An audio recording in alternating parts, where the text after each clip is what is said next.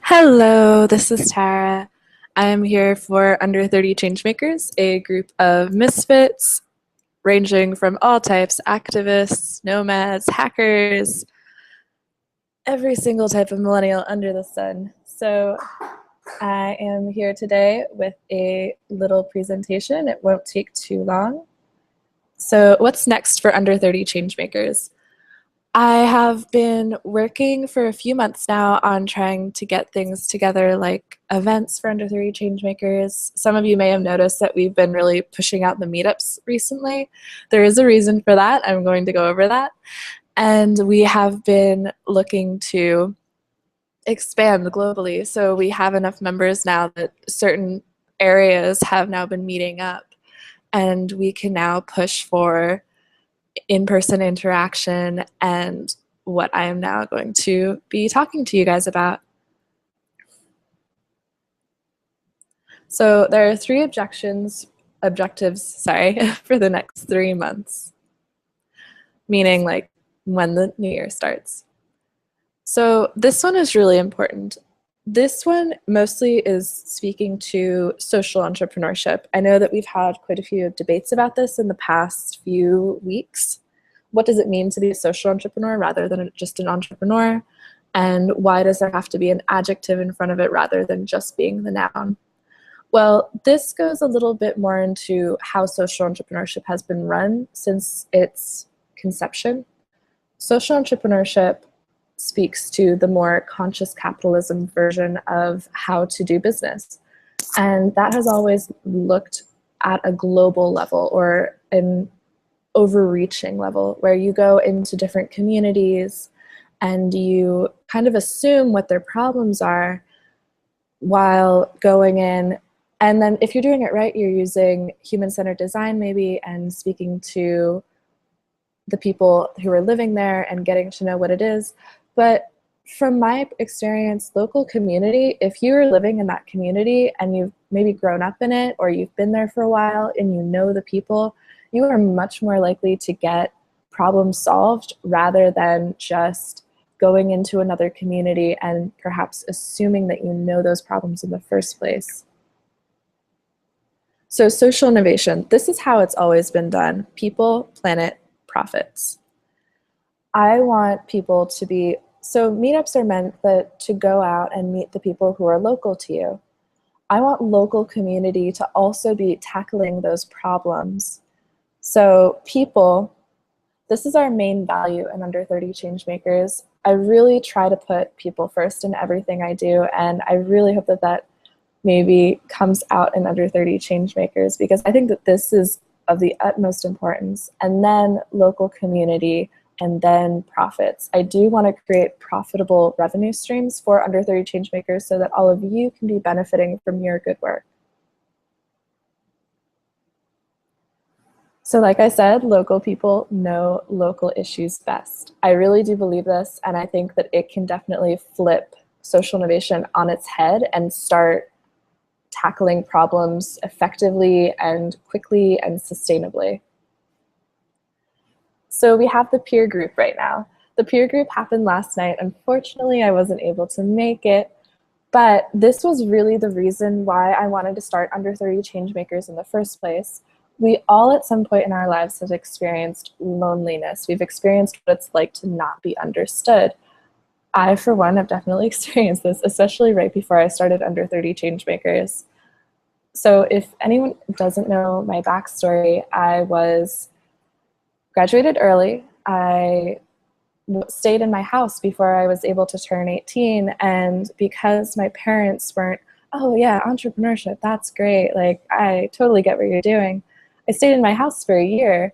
This was before I started Facebook groups. I pretty much sat, did my own learning curriculum, did everything on my own, but it was like I had to get everything done on my own, and there was no one that I knew to turn to, and it felt pretty crappy. Like, you guys might know how this feels. And I really, really, really want to bring peer groups at the forefront of this so that people can talk about, hey, it's not going so well. And you know what? That's okay. It's okay to not be okay. And we can all be there for each other and actually understand what everyone else is going through. Because when you're in a group of people and you're talking to someone your age, most likely they don't know what it feels like that you've spent hours and hours. This is actually me last night, hours and hours and hours on code. And I wake up this morning and there's one, and I know that there's like has to be one wrong thing with it, and I have to scrap the entire thing. So who will really understand that besides our group? Like, not many people. So this is really what the peer groups are meant for. Also, I want to speak to passion. So I just went to a conference called the Wisdom 2.0 Next Generation Conference, and a friend of mine, Galen, said passion equals to suffer. We were discussing the peer groups, and we were trying to ask the people in the audience, what did it mean to do your best and fail? But like, what was that point where it felt like you couldn't go on? Like, it just felt too bad. What helped you keep going? And what was that story like for you? Like, be honest. It probably wasn't rainbows and butterflies. It was probably really hard for you. So what did that mean when you put all of your passion on the line and you put everything that you had into a certain project? That means to suffer. It probably also comes from some biblical sense. I'm sure I'll talk to Gabriel about that later. So I put this slide in here because the peer group is really meant to sustain doing what scares you. For a year, during the year that I actually just mentioned, I had something come up on my phone every day, a little alert that said, do what scares you. And I had an hour to do something that intensely terrified me. I would not do it otherwise had I not had that little alert on my phone. It was just an hour long, but I would commit an hour long to doing things that would terrify me. So this is something that you can do on your own, but this is just maybe a little exercise that you could do so that you could come back to the peer group and say, I've done this, this is what I've learned from it. I maybe put an alert on my phone for a month, or you don't have to do that, but a week, and seeing how that translates for you and maybe what you got out of it.